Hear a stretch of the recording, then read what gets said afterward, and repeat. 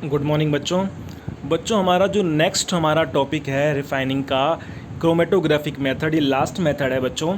Chromatography हमारी एक technique है जो बहुत ही ज़्यादा, जिसका हमारा यूज़ है हमारी केमिस्ट्री के अंदर बहुत ज़्यादा यूज़ है, हमारी फार्मा इंडस्ट्री के अंदर बहुत ज़्यादा यूज़ है, रिसर्च के अंदर बहुत ज़्यादा यूज़ होता है हमारा क्रोमेटोग्राफी का। एक टेक्निक होती है बच्चों क्रोमेटोग्राफी की। हमारी यहाँ पर जो हमें पढ़ना है, वैसे तो इसका बहुत ज़्यादा वाइड एप्लीकेशंस है क्रोमेटोग्राफी की, लेकिन यहाँ पर जो हमें पढ़ना है आपके 12th में हम पढ़ेंगे जो क्रोमेटोग्राफी है बच्चों, वो यूज़ होती है different components of a mixture को सेपरेट करने के काम आती है। मतलब अगर हमारे किसी भी मिक्सचर के अंदर बहुत सारे अलग अलग कंपोनेंट्स हैं और हमें उनको सेपरेट करना है बच्चों, तो उनको सेपरेट करने के जो काम आती है वो क्रोमेटोग्राफी काम आती है। कैसे कार्य करती है? बहुत सिंपल टेक्निक है वैसे हमारी इसका एक प्रैक्टिकल भी बताएंगे हम आपको।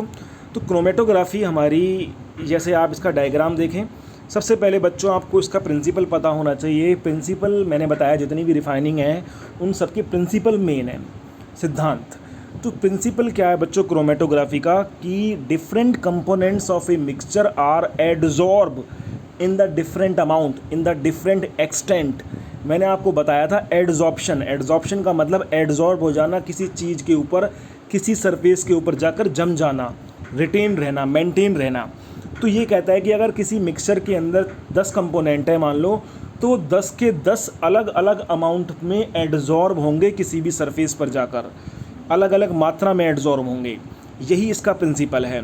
तो आप देख सकते हैं this method is based on the difference in extent of adsorption of different components of a mixture on an adsorbent.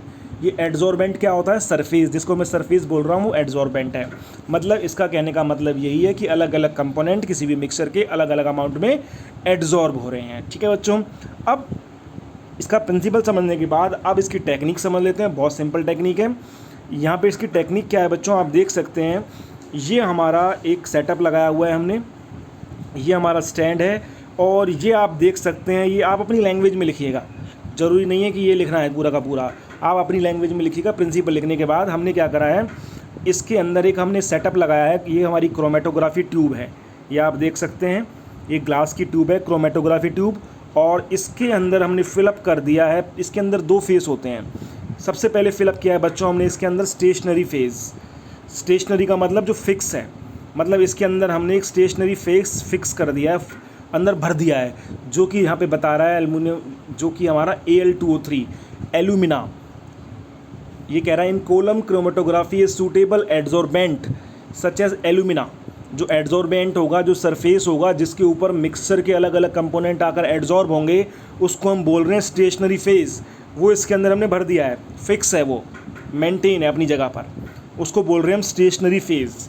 उसके बाद बच्चों इसके अंदर हम डालेंगे मिक्सचर ऑफ कंपाउंड, जिसका मिक्सचर ऑफ कंपाउंड मतलब जो हमें अलग अलग करने हैं कंपोनेंट्स, उसको बोल रहे हैं मिक्सचर ऑफ कंपोनेंट्स या मिक्सचर ऑफ कंपाउंड्स। इसको हम बोलेंगे मूविंग फेस।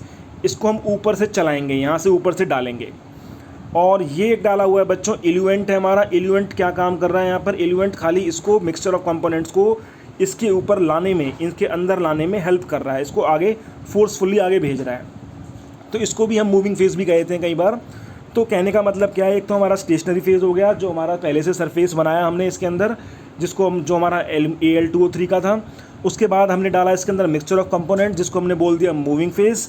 अब बच्चों जैसे ही इसके अंदर ये डालेंगे तो एलिमेंट उसको आगे फोर्स करेगा। तो इसके, क्योंकि प्रिंसिपल इसका ये है कि अलग अलग कंपोनेंट किसी भी मिक्सचर के अलग अलग अमाउंट में एडजॉर्ब होते हैं, तो इसके जो पहले से मिक्स थे, जो ये पूरा का पूरा मिक्सचर था, उसके जो अलग अलग कंपोनेंट्स थे वो अलग अलग अमाउंट में जाकर एडजॉर्ब होंगे इस स्टेशनरी फेज़ के ऊपर।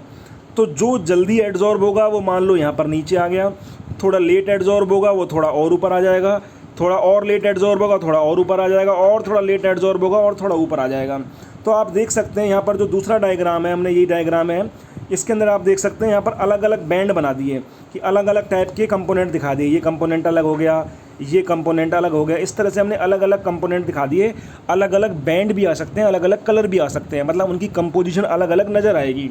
इसका मतलब क्या है बच्चों, ये जो मिक्सचर था वो मिक्सचर था जिसके अंदर अलग अलग कंपोनेंट थे, वो अलग अलग सेपरेट हो गए क्योंकि वो वहाँ पर एक प्रिंसिपल काम किया साइंस का कि अलग अलग कंपोनेंट एक सरफेस के ऊपर अलग अलग अमाउंट में जाकर एड्जॉर्ब होते हैं। तो ये बच्चों हमारी क्रोमेटोग्राफी टेक्निक है।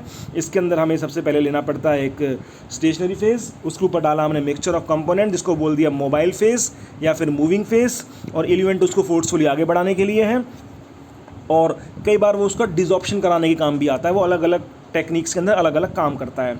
तो इस तरीके से बच्चों जो हमारे मिक्सचर मिक्सचर ऑफ कंपोनेंट्स हैं वो अलग अलग हो जाते हैं, सेपरेट हो जाते हैं, उनके अलग अलग बैंड्स आ जाते हैं। तो इस टेक्निक को बच्चों हम बोलते हैं क्रोमेटोग्राफी बोलते हैं।